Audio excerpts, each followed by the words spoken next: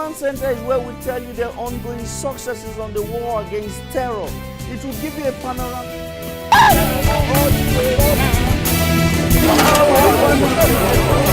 In the face of an ongoing insurgency in the Northeast.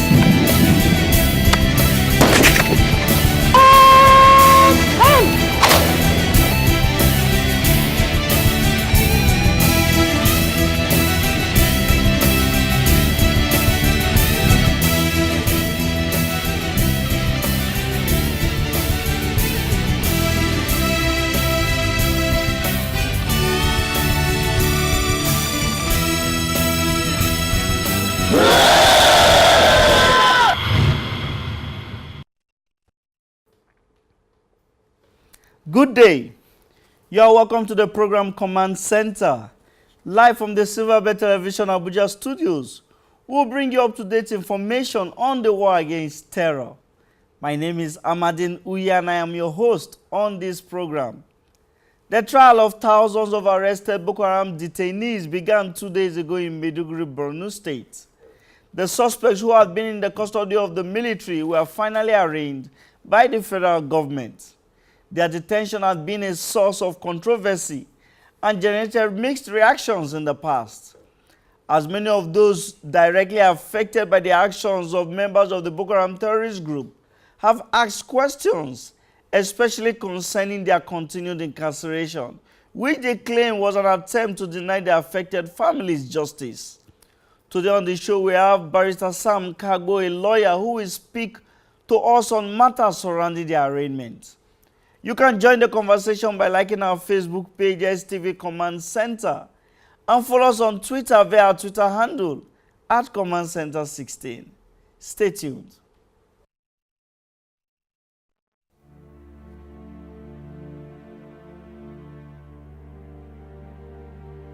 Terrorism is not jihad. It is cruel, wicked, and man's inhumanity to man. Both Islam and Christianity abhor the killings of the weak and defenseless. There can be no development without peace and security. See something, say something. Let's give peace a chance.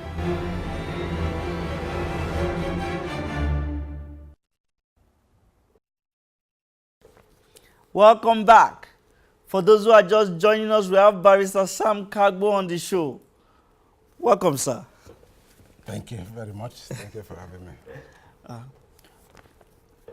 Now, the arraignment of hundreds of Boko Haram suspects in the last 2 days, can we say it is justice at last for the families of those who have been victims of the conflict? Well, I would say it's long overdue because in principle, no matter the magnitude of the crime for which you are accused of, you are presumed to be innocent until proven guilty by a competent court of law. So technically, they are still presumed to be innocent, so they deserve to go through the trial process. They are found guilty, they face the wrath of the law. If not, they should be discharged. Now, like you said, it's long overdue. Do you think the federal government delayed in arraigning them, considering the fact that this campaign has been well over 6 years? It's difficult to see because the world over, it's not just about Nigeria. Take the best of the democracies or the places that you can use as a kind of a touchstone for our own democratic principles or our own civil principles. The handlement or the handling of terrorist suspect is a little bit different from the way other suspects are handled. The reason is simple. Unlike other crimes that are one-off or that are said to be maybe chance crimes, these ones are well-coordinated crimes that are meant not just to hurt the state, but basically to make life impossible for everybody within the state. So the attitude of government and the principles applied to people who are accused of terrorist acts, like I've said, the world over, is a little bit different from the attitude and the principles set for some other people who are accused for some other crime. So it's difficult for us to say, okay, it's long overdue, because mind you, if you don't put your mercenaries in place, especially both the legal mercenaries and the other mercenary that you need to coordinate to ensure that you don't just get a conviction, but after conviction, the message would have been told to the world that whoever is involved in this sort of a crime would have this sort of a consequence. So yes, for those who are involved, I would say sorry to them, but for the rest of us, I think I would not say too much of injustice has been caused to them, because I don't see anywhere in the world where such trial as speedy as the ordinary course of crimes. No, but in Chad, sometime last year, we had such arrangements and everything was wrapped up in 1 week. Well, you see, Chad has been having and had been dealing with terrorism since about the 70s. Okay. That axis from Chad up to Libya, Chad, Niger, Mali, and all of those places, they've had this experience for a very long time, and they would have, over time, had very good structures to handle this sort of affairs. But for us, this thing was just sprung at us some 6 years ago, and it is only about, say, 2-3 years ago that we have this sort of concerted effort by government to push them back. Do you think we have sufficient laws to prosecute them? Because now we are talking about justice for the families of the victims. Well, let me be talking about justice of the family, because we're talking about the victims here, or the accused. Don't call them, say, okay, you're talking about those who have been affected by the BOKO HARAM activities. Affected by yes. BOKO HARAM. Yeah, but you know, justice goes this way. It's not just about the two parties. It's not just about the perpetrator of the injury and the victims, but the society as well is party to the process. So, for me, what I think we should all be paying attention to is the process itself. Yes, of course, there are laws. That is the Terrorism Act, which I feel is adequate enough. But having the law is one thing. Having the personnel to prosecute and have convictions, like in the experience we've had in the case of the prosecution of corruption. You understand? You see, after all the enthusiasm, when the push comes to shove, we now see the weakness in the system itself, that we are not so much prepared to prosecute corruption cases. And at the end of the day, what happens is low conviction rate. You understand? So to me, let's watch the system as it evolves. But if you ask me to answer yes or no, yes, we have the law. But the law in itself is as good as it is on paper until it's put into a very effective process. And that process is what is just evolving. Let's watch and see. So in essence, yeah, Nigerians should not yet rejoice over the Terrorism Prevention Act until it can secure convictions of these suspects. No, that's not so. That would be a little bit cynical. You understand? What I'm saying is, let's not be too overly enthusiastic, yes, but at the same time, let's be thankful that the process has begun. You understand? Because they said the devil is in the details. You understand? The sweetness in the pudding is eaten. Now that the process has begun, let's see how far they can go with it. You know, until it is started, we didn't have these discussions. Now that it has been started, we are having a discussion, and the discussion is going to be countrywide. You understand? Of course, for now, the narratives will be between those who are positive and those who are a little bit less optimistic about the quality of our prosecutorial system and personnel. Now, there's this general saying that justice delayed is justice denied.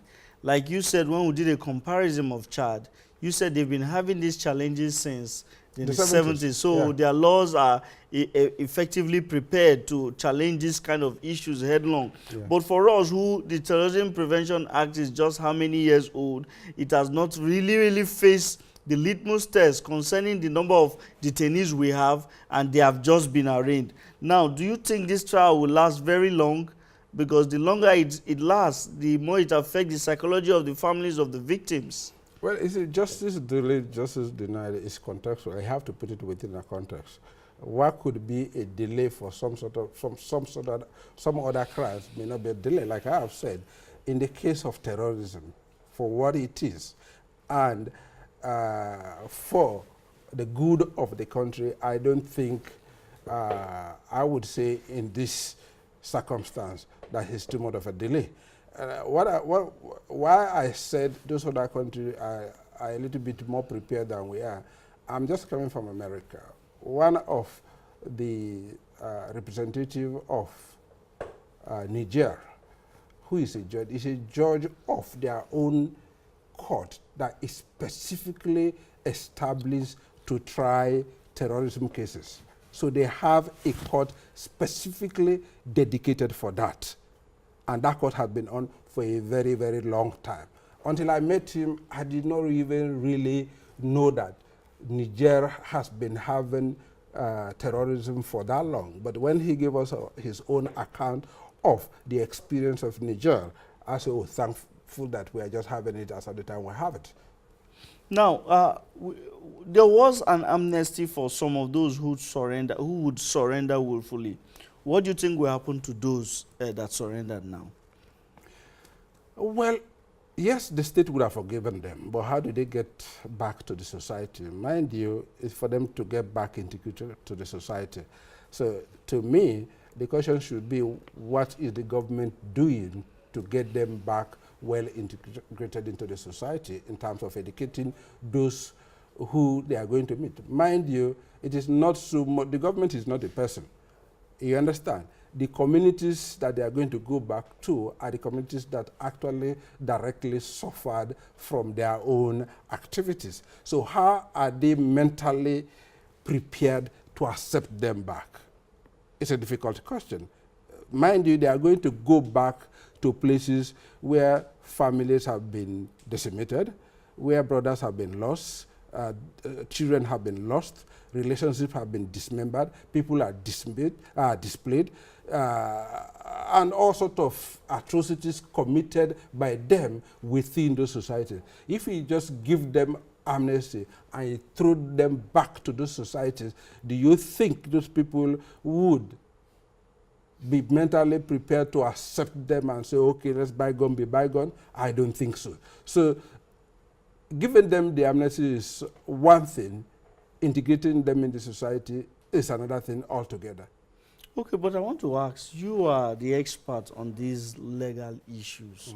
How morally and legally justified is it giving these same terrorists, even though they surrendered, amnesty in the first place? Does it have any legal or moral basis? Usually it's a decision based on two evils. You understand?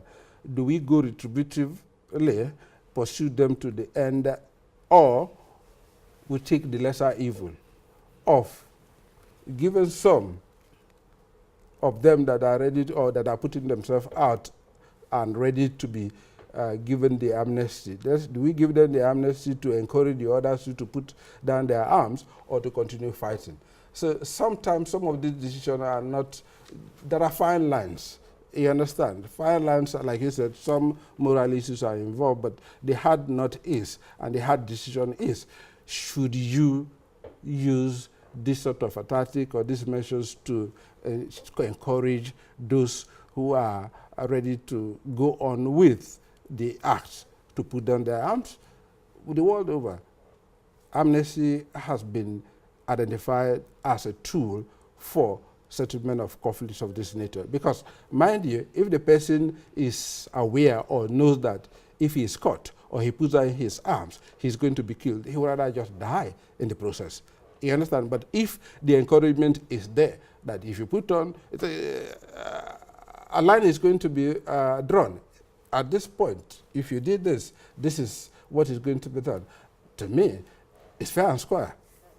Now, from the information we have over 600 terrorists who benefited from this amnesty. Yes. Looking at the number, will you say in all confidence that the objective of that amnesty was a success? Well, you see, it also comes to the issue of the follow-up that I hinted about the government. It's not just about giving them amnesty and throwing them back to the society, because mind you, there could also be some of them who may not have genuinely given up the cause. You understand? Mind you, these are people who were brainwashed to the point of ready to die for their cause. You understand? And some of them might have stage managed their own posture to give the impression that they genuinely have given up the process. You understand? But they may not. So the question we are asking, or we should be asking, is what is the government doing to monitor them? You understand? And sometimes too, you understand, security agencies have a way of using you against yourself, which is they give you amnesty, but they watch you, through you, they'll be able to get lead to others. You understand? America uses that, the CIA uses that very effectively. You understand? Because it is through that process that they can now monitor you without you knowing. You will think that, oh, now that I've been thrown back to the society, I'm free. But it's not. They just want you to take them to the lead, to lead them to perhaps the bigger guns. You understand? So, so to me, perhaps the conversation should be that government, we hope, and urging government to put up a process that would not just abandon these people to the society, but monitor them to ensure that indeed, like you asked the question, the amnesty was worth it. Okay, now one very controversial issue about the arraignment of this suspect was the information when it came to the public that it would be a secret trial. So many people have kicked against it. Women groups have kicked against it in Borno. So many Nigerians. What do you think the federal government can do at this point in time? Well, you see, the issue of open trial is tied to justice. Justice to the accused himself, who is entitled to fair trial, and fair trial includes open trial. You understand? And it also includes the right of, like you said, the victims. The society in itself has to be part of the people, or the society should answer the question, was justice done in this process? But if you have a secret trial, there is no third party that would have a reality check on the process to answer the question whether or not there was fair trial. You understand? And fair trial means justice. Justice to who? To the accused, to the victims, and to the society. You understand? But those who are experts in the handling of terrorism cases have over time made the argument strongly at that there are some revelations during trials that may not be healthy information for the society because they may cause some sort of a fever. For an example, what if during the trial you know that perhaps your so-called big man that you are worshiping next door is the financier of the BOKO HARAM that has caused you so much harm? You understand? And the security apparatus or the security personnel may not be fortified enough to handle some sort of responses or peoples that may be triggered by this sort of revelation. So sometimes they say, okay, let's have it. When they say secret, it's not just secret. It's secret in the sense that it's not open to all and sundry. But of course, you will have media people present. You will have some other people present. You know. But even the courts that are said to be conducting open trials, how many people at the end of the day watch or attend trials. Thank you very much, sir. Thank you very much. Thank you very much. Yeah, that was Sam KARGBO. Sam KARGBO is a very senior lawyer. It was nice to have him on the program to give us, to discuss about issues and matters arising concerning the arraignment of suspected Boko Haram terrorists who were arraigned by the federal government. This is the much we can take today on this program. You can send us your questions and comments via our Facebook page, STV Command Center, and also like our Twitter handle at Command Center 16. We'll be glad to keep the conversation going. I remain Amadin Uyi, your amiable host. Do have a wonderful week.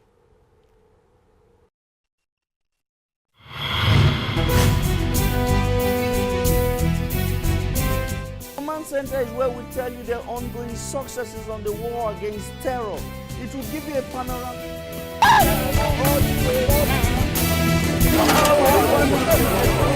In the face of an ongoing insurgency in the northeast.